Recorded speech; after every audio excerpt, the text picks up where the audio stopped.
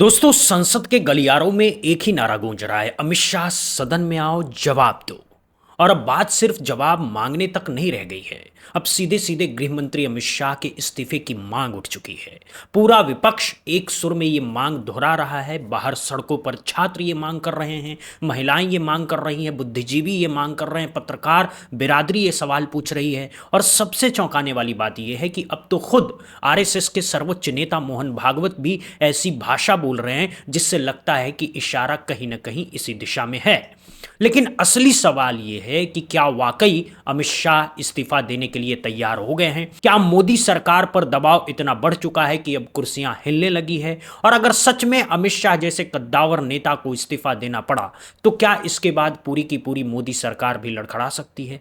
यह पूरा मामला बहुत गहरा है और इसकी हर परत को समझना जरूरी है। नमस्कार दोस्तों, आप देख रहे हैं बुद्धा इंस्पायर्ड। मैं हूं आपके साथ विकी कुमार। दोस्तों, मौजूदा मॉनसून सत्र के दौरान अमित शाह की लोकसभा में जो लगातार गैर मौजूदगी बनी हुई है वो अपने आप में एक बड़ी कहानी कह रही है। कांग्रेस का साफ दावा है कि 21 जुलाई से लेकर के लगातार कई कार्य दिवसों तक देश के गृह मंत्री लोकसभा की कार्रवाई में दिखाई ही नहीं दिए। जिन दिनों देश के सबसे बड़े मुद्दों पर बहस हो रही थी, जिन दिनों देश की जनता जवाब मांग रही थी,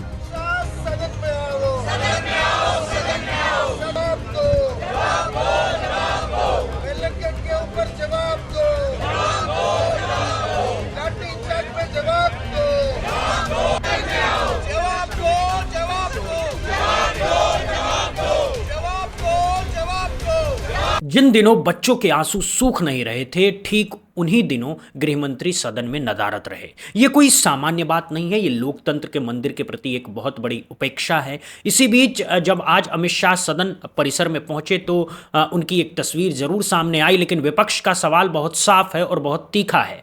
सदन परिसर में पहुंचना एक अलग बात होती है और सदन के अंदर बैठ करके विपक्ष के सवालों का जवाब देना एकदम अलग बात होती है। परिसर में तो कोई भी कैमरे के सामने चाय पीते हुए, हाथ हिलाते हुए, तस्वीरें खिंचवाते हुए नजर आ सकता है, लेकिन असली परीक्षा तो तब होती है जब आप उस कुर्सी पर बैठ करके विपक्ष की तीखी बौछारों का सामना करते हैं और देश के सामने अपने काम का हिसाब देते हैं।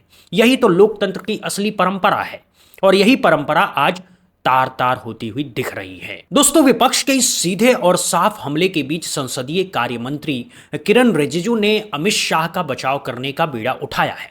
उन्होंने बड़े गर्व से कहा कि गृहमंत्री रोज सुबह संसद आते हैं और देर रात तक यहीं पर रहते हैं। इतना ही नहीं, उन्होंने ये भी जोर दिया कि अमित शाह का नाम सुनकर के आतंकवादी कांपते हैं और जिस दिन गृहमंत्री सदन में जवाब देंगे उस दिन विपक्ष उनका जवाब सुन नहीं पाएगा। बहुत खूब बात कही है आपने। ये बयान अपने आप में हास्यास्पद है। अगर गृहमंत्री सुबह से लेकर के रात तक सदन में ही मौजूद हैं तो सदन के अंदर आकर के जवाब देने में आखिर दिक्कत क्या है?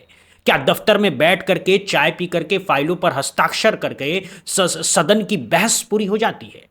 क्या देश के सबसे बड़े सदन में उठ रहे सवालों का जवाब सदन के बाहर गलियारों में या मीडिया के सामने बयान जारी करके दिया जाएगा?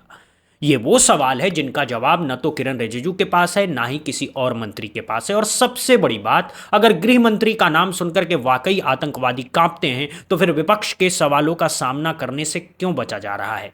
क्या विपक्ष के सवाल आतंकवाद से भी बड़ी चुनौती बन गए हैं?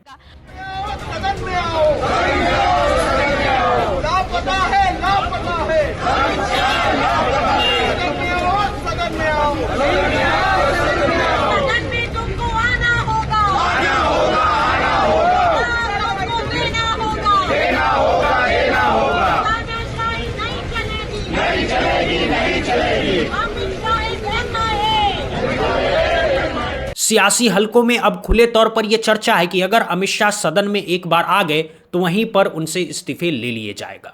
यही वजह है कि वो सदन के बाहर तो घूम रहे हैं, फोटो सेशन भी होता है, बैठकें भी हो जाती है, लेकिन सदन के अंदर कदम रखने से बच रहे हैं। बुद्धा इंस्पायर्ड इन अटकलों की पुष्टि तो नहीं करता, लेकिन ये अटकलें जिस पैमाने पर फैली हुई है वो अपने आप में एक बहुत बड़ा संकेत है। जब पूरे देश की सियासी गलियारों में एक ही बात गूंजने लगे तो उसे सिर्फ हवाई अफवाह कहकर के टाला नहीं जा सकता। कुछ ना कुछ तो पक रहा है अंदर, कुछ ना कुछ तो ऐसा है जिसकी वजह से ये मजबूत माने जाने वाले नेता आज सदन में आंख चुरा रहे हैं। अब इस पूरे विवाद की जड़ को समझने की कोशिश करते हैं। पिछले कुछ महीनों में जो एक के बाद एक घटनाएं घटी हैं, उन्होंने अमित शाह के गृह मंत्रालय के कामकाज पर बड़े सवाल खड़े कर दिए हैं। सबसे पहला और सबसे संगीन आरोप जंतर मंतर पर हुई पुलिस कार्रवाई को लेकर के है। जब देश के अलग अलग हिस्सों से बच्चे अपने अधिकारों की मांग को लेकर के, रोजगार की मांग को लेकर के, परीक्षाओं में पारदर्शिता की मांग को लेकर के जंतर मंतर पर इकट्ठा हुए, तो उन पर जिस तरीके से कार्रवाई हुई वो पूरे देश ने देखी है। पैलेट गन का इस्तेमाल हुआ, जिससे कई युवाओं की आंखों की रोशनी खतरे में पड़ गई है। एक पत्रकार तक को छर्रे लगे हैं। लाठियों में कीले लगा करके बच्चों को पीटा गया, ऐसे आरोप लगे हैं। पुलिस पर यह आरोप भी लगा है कि उन्होंने खुद पत्थर भरा ट्रक मौके पर ला करके खड़ा किया ताकि छात्रों को बदनाम किया जा सके, ताकि आंदोलन को हिंसक साबित किया जा सके। यह पूरा तंत्र किसके अधीन आता है? गृह मंत्रालय के अधीन आता है, यानी सीधे सीधे अमित शाह के अधीन आता है। और जब बच्चों के साथ इतना कुछ हो गया, तब गृह मंत्री कहां थे? यह सवाल आज पूरा देश पूछ रहा है। दूसरा बड़ा आरोप उन बयानों को लेकर के है जो बीजेपी और संघ के नेताओं ने आंदोलनकारी बच्चों के बारे में दिए।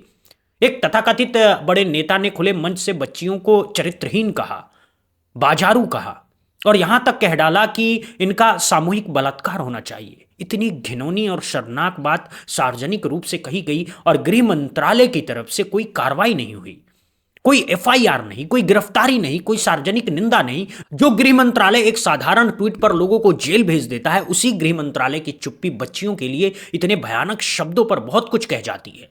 ये चुप्पी अपने आप में एक बहुत बड़ा जवाब है, और यही चुप्पी अब गृह मंत्री की कुर्सी पर सवाल बन करके खड़ी हो गई है। तीसरा बड़ा मामला प्रयागराज का है, जहां राहुल गांधी के छात्रों से मुलाकात के कार्यक्रम को लेकर के पूरा प्रशासन एक अजीब खेल खेलता रहा। पहले अनुमति दी गई, फिर अचानक रद्द कर दी गई, फिर बच्चों के दबाव में दोबारा देनी पड़ी। इस पूरे खेल में गृह मंत्रालय की भूमिका पर सवाल उठे। कहा गया कि यह पूरी साजिश केंद्र और राज्य की मिलीभगत से रची गई है ताकि बच्चों को उनके अधिकारों से वंचित किया जा सके।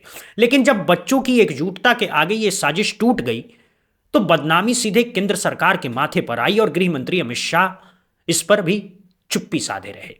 चौथी बड़ी बात पेपर लीक का सिलसिला। नीट का पेपर लीक, यूजीसी नीट का घोटाला, एक के बाद एक परीक्षाओं में जो गड़बड़ी सामने आई, उससे लाखों बच्चों का भविष्य दांव पर लग गया है। पेपर लीक जैसे संगठित अपराध की जांच करना गृह मंत्रालय के दायरे में आता है, लेकिन अब तक न कोई ठोस कार्रवाई हुई, न कोई बड़ी गिरफ्तारी, ना किसी को उसके किए की सजा मिली। बच्चे सड़कों पर हैं, माता पिता आंसू बहा रहे हैं और गृह मंत्रालय गहरी नींद में है। पांचवी और सबसे संगीन बात यह है कि मणिपुर का मामला। मणिपुर पिछले 2 साल से जल रहा है। घर जलाए जा रहे हैं, महिलाओं के साथ अत्याचार हो रहे हैं, हजारों लोग विस्थापित हो चुके हैं, समुदाय के बीच खाई और गहरी हो चुकी है। लेकिन गृह मंत्री ने न तो वहां का पूरा दौरा किया, ना ही संसद में इस पर ईमानदार बयान दिया, ना ही कोई ठोस समाधान निकाला। यह हमारे संविधान और संघीय ढांचे की सबसे बड़ी विफलता में से एक है, और इसकी जवाबदेही सीधे गृह मंत्री की बनती है। अब आते हैं उस बात पर जो सबसे ज्यादा चौंकाने वाली है। खुद आरएसएस के सर्वोच्च नेता मोहन भागवत ने हाल ही में जो बयान दिए हैं, वो बीजेपी और खासकर गृह मंत्रालय के लिए बहुत बड़े संकेत हैं। भागवत ने मुंबई के एक कार्यक्रम में जेनजी और छात्रों के बारे में कहा कि ये बच्चे बहुत समझदार हैं, ये ईमानदार हैं, ये देशद्रोही नहीं हैं, ये हमारी अपनी अगली पीढ़ी हैं। ये वही बच्चे हैं जिन्हें कुछ ही दिन पहले बीजेपी आरएसएस ने अपने नेता देशद्रोही, आतंकवादी, पंचर पुत्र, ताला बनाने वालों की संतान तक कह रहे थे। लेकिन आरएसएस चीफ का यह बयान एक तरह से अपने ही तंत्र पर तमाचा है। यह इशारा है कि जो नीति अभी तक चली वो गलत थी। ये इशारा है कि जिस भाषा में बच्चों से बात की गई वो अस्वीकार्य थी। ये इशारा उन्हीं की तरफ है जो इस पूरी नीति के केंद्र में रहे, यानी सीधे सीधे गृह मंत्रालय की तरफ है। भागवत ने यह भी कहा कि आंदोलन भी संवाद का एक तरीका है। बच्चों की मांगे असली है, उनकी बात सुनी जानी चाहिए। ये वो भाषा है जो अब तक सिर्फ विपक्ष के मुंह से सुनाई देती थी, और अब जब यही भाषा आरएसएस चीफ के मुंह से निकल रही है तो इसका मतलब एक ही है। संघ को समझ आ गया है कि जिस तरीके से गृह मंत्रालय बच्चों से निपटा वो पूरी तरह से गलत था, और इस गलती की कीमत अब पूरी बीजेपी को चुकानी पड़ रही है। जब बांकीपुर जैसे उपचुनावों में इनका अपना मूल वोटर भी दूर होने लगा, जब जमीन खिसकनी शुरू हो गई, तब जाकर के संघ को होश आया। और अब वो चाहते हैं कि किसी तरह से इस पूरे नुकसान की भरपाई हो।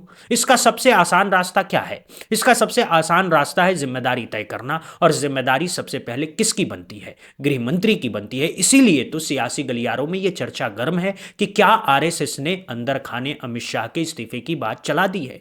क्या मोदी और शाह की गुजराती जोड़ी अब संघ के लिए भी बोझ बनने लगी है? इन सब सवालों के बीच सबसे ताजा और सबसे बड़ी हलचल यह है कि प्रयागराज में राहुल गांधी के कार्यक्रम की अनुमति दोबारा देनी पड़ी है।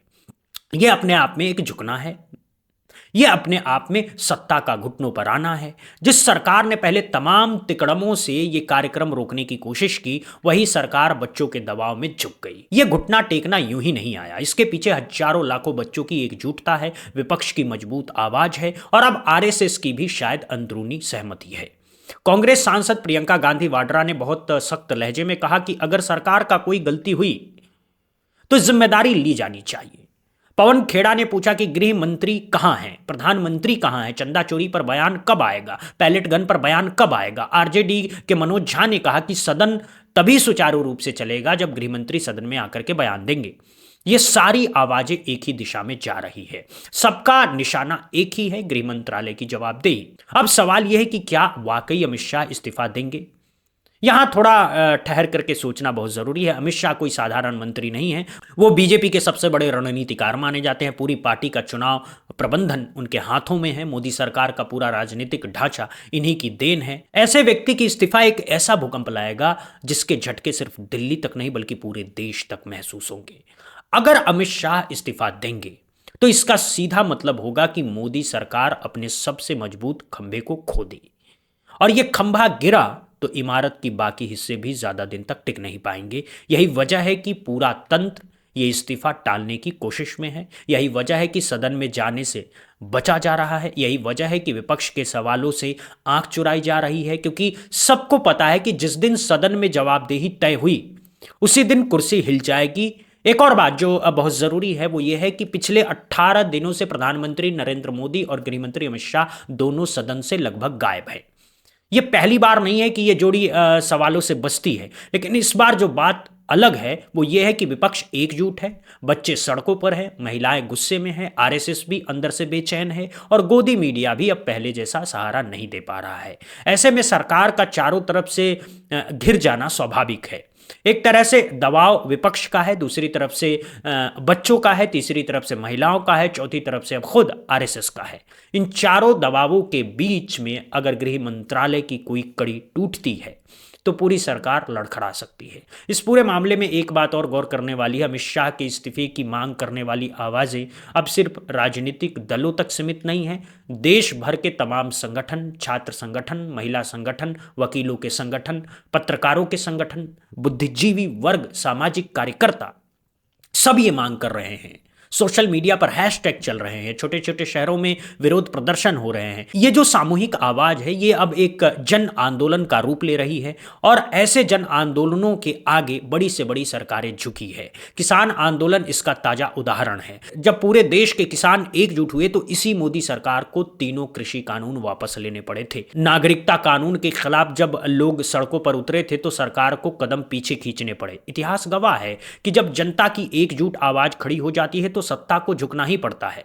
तो क्या इस बार भी सत्ता को झुकना पड़ेगा? क्या अमित शाह इस्तीफा देंगे? क्या मोदी सरकार अपनी सबसे मजबूत कड़ी को खो देगी? इन सवालों का जवाब अभी भले ही किसी के पास नहीं हो, लेकिन इतना तय है कि हालात पहले जैसे नहीं रह गए हैं।